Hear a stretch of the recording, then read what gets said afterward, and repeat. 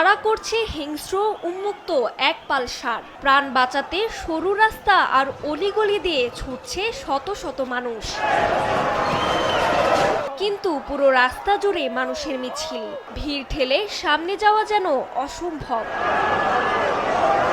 শুরু হয়ে গেছে উৎসবের প্রধান আকর্ষণ রানিং অব দ্য বুলস বা হিংস্র ষাঁড়ের আক্রমণাত্মক দৌড়। পরনে সাদা পোশাক আর গলায় লাল স্কার্ফ জড়িয়ে ভয়ঙ্কর এক স্বপ্নময় বাস্তবের সাক্ষী হতে প্রতি বছরের মতো এবারও বিভিন্ন দেশের হাজার হাজার মানুষ উপস্থিত হয়েছে স্পেনের ঐতিহ্যবাহী সান ফার্মিন ফেস্টিভ্যালে। ভয়ঙ্কর ষাঁড়ের পালের এমন আক্রমণকে ভয় তো নয়, বরং এক বৃহৎ উৎসবের অংশ মনে করেন স্পেনের মানুষ।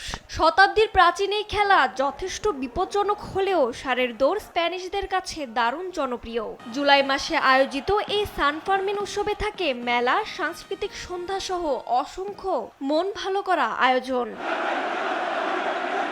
স্পেনে ষাঁড়ের দৌড় প্রতিযোগিতার ব্যাপক জনপ্রিয়তা থাকলেও এই নিয়ে রয়েছে নানা তর্ক বিতর্ক।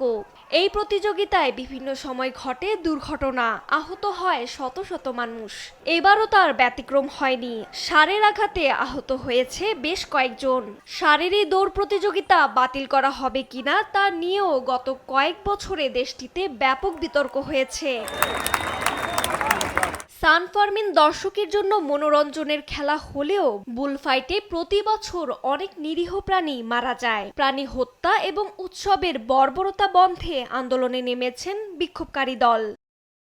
এক জরিপে জানা যায় স্পেনবাসীর 46.7% ষাঁড়ের দৌড় কিংবা লড়াই বন্ধ করে দেওয়ার পক্ষে, আর স্পেনের 18.6% মানুষ মনে করেন ঐতিহ্যবাহী এই উৎসব চালু রাখা দরকার।